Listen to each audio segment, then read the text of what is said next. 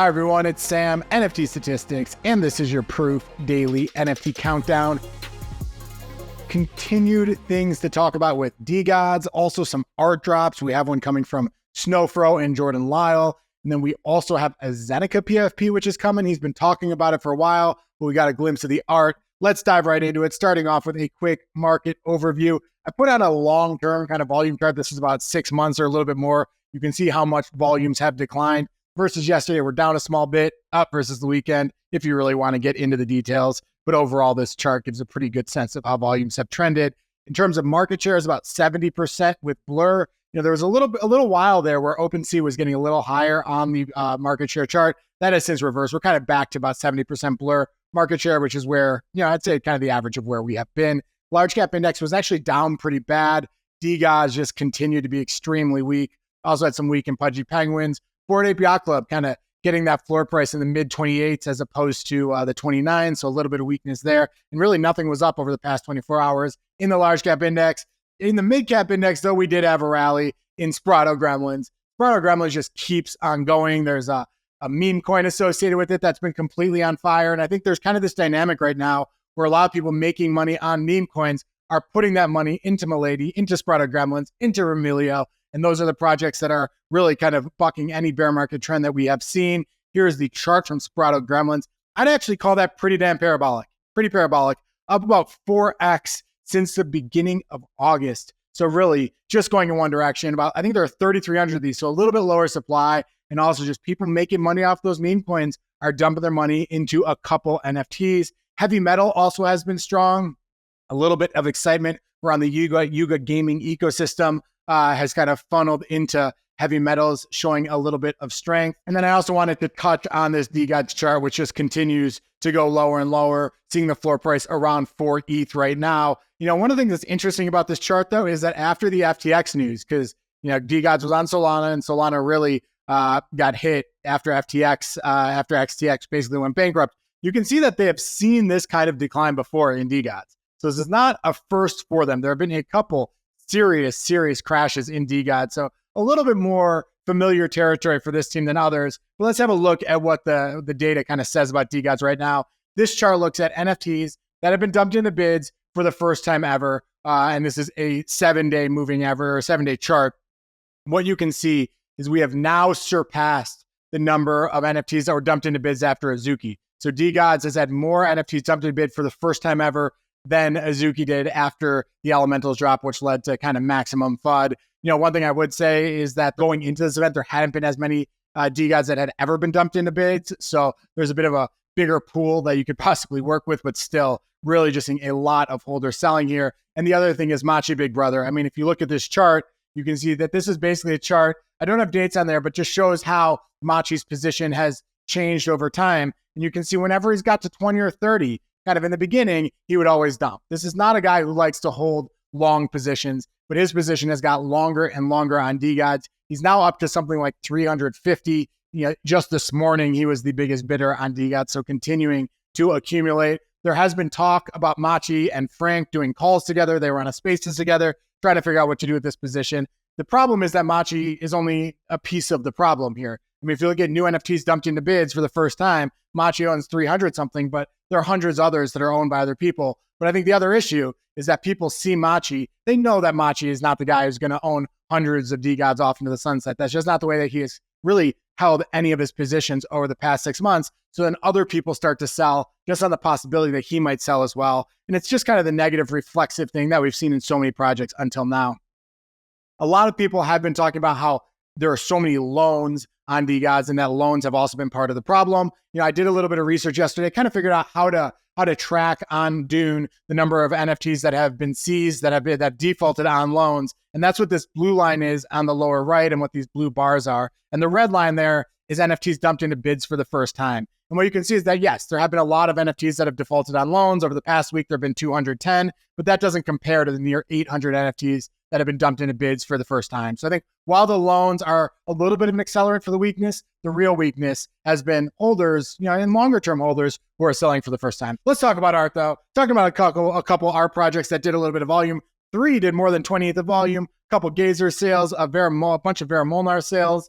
Chromie Squiggles 8 sales. That includes the seed phrase sweep that happened yesterday. Let's have a quick look, starting off with this bold squiggle. So for 14.8 ETH, well below where bolts have been selling recently. So really nice deal for whoever got that. This Vera Molnar in the upper right sold at about a 50% premium to floor. So very cool one there. And then a couple grails of proof grails from a while ago. A protoglyph made by Larva Labs. This was the first NFT that they kind of put together when they were trying to figure out what the autoglyph would look like. That sold for 7 ETH. And then Bookends by Snowfro. Snowfro was the lead artist, the final artist announced with Season 2 Grails, and this piece of his sold for 3.7 ETH. Second thing to talk about, Zeneca introduces his PFP. We finally get a glimpse of what the art's going to look like from Zeneca, and he wrote an 11 or 12 tweet thread about it. Said a PFP to reward a community of lifelong members for people who value humility over hype and substance over speculation. Now, digging into just some of the details of what he said, first of all, this is going to be non-dilutive. So everybody who owns a Zeneca or a Zen chest can burn that to get a PFP. So the team is not going to make any more money off this. There's going to be nothing, there's going to be no new NFTs added to the ecosystem. If you want the PFP, you got to burn a Zen chest to get it. Zeneca talked. He said, why a PFP right now? And he said something I've always kind of thought, which is that PFPs are an amazing way to increase the network effects and surface area of a community. And it really just creates a way for people to identify each other, for people to market the project, for people to market what they're all about. And I think even with all the weakness we've seen in PFP, still have seen some of the biggest market cap in NFTs really from PFPs. And he was kind of saying that as well. In order to get one, you must burn a Zen chest. He said that it seemed like he thinks there will be some utility involved, but he said that's for another thread. So it didn't give a whole lot of detail there. And then timing is to be announced. In terms of Zen chests, these were minted for 0.03 ETH.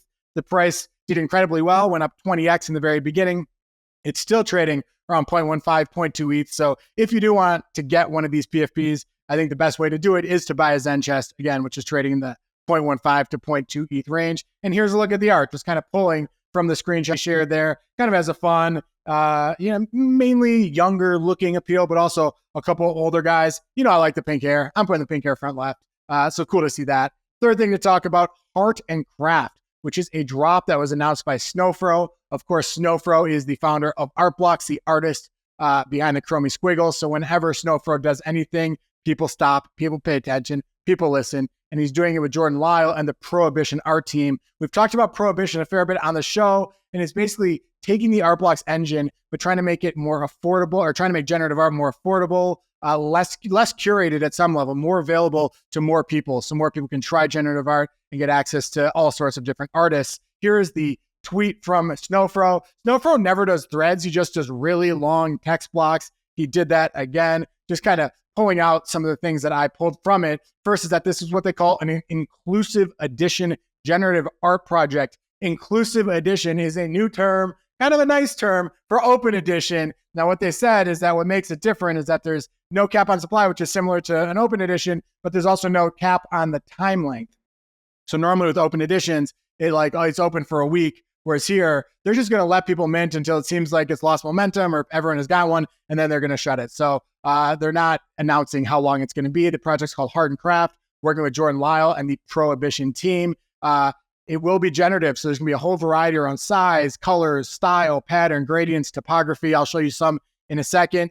And the other thing, and this kind of is similar to art, to the friendship bracelets, every single piece is going to have instructions for how do you use a digital printer to create a physical replica of the NFT. And one of the things Snowfro said is the idea that this project could inspire people to take a break from our increasingly digital world, diverting attention and making something tangible that lives in their physical space. I mean, Eric talks about this a lot, kind of the separation between digital and physical and how they both can coexist. So that speaks a lot to what he's trying to do here. And here's what the art looks like. What you can see is the different colors, the different topographies, the different way that all the hearts can be different. So interesting stuff to see there. Excited to see this play out. And again, I believe that's next week. And then lastly, let's talk about a few notable sales. There was not a lot on the one-on-one front. There were not a ton of keynote PFPs. Let's have a look at what did sell. A Grifters sold for 9 ETH, and Grifters seem to sell, kind of one a week is pretty much the regular cadence. This is the PFP project that XCOPY created. Having a look at the price, I'd say relatively speaking, it's down about 50% over the past 6 months. I showed yesterday that almost every project, with the exception of Milady, Punks, and a couple of Pudgy Penguins is down 50% or more. So kind of in that ballpark, but still seems to be hanging in there for a PFP with a 9 ETH sale. So nice to see that. A couple Grail Nakamigos. There was a frog that sold for 2.8 ETH. This hoodie here sold for 2.7 ETH. And that's versus a 0.3 ETH floor. So something like 9 times the floor. A couple others actually sold for more than 2 ETH. So a decent day for nice Nakamigos. Here's the chart. It's had a little bit of strength recently, kind of had settled in that 0.25 ETH range and has climbed a little bit higher, now at 0.3. I got the Green Bay Packer there. I'm from Wisconsin. We got the Packer season coming up. Going to be interesting without Aaron Rodgers. I'm not sure what to expect. Even with Aaron Rodgers, we weren't killing it, but, I guess it'll be a transition year. Curious to see how that goes. And then lastly, one artist I wanted to highlight had 2.5 ETH sales. The artist name is Matt Crabe, and the pieces were called Rabbid Rabbit Reaper and All Your Love in Chains, the one on the left and the one on the right. And both of these sold for 2.5 ETH. Now, this artist has had a lot of sales, kind of above 2 ETH, 2 ETH or higher. So this was really right in that range. So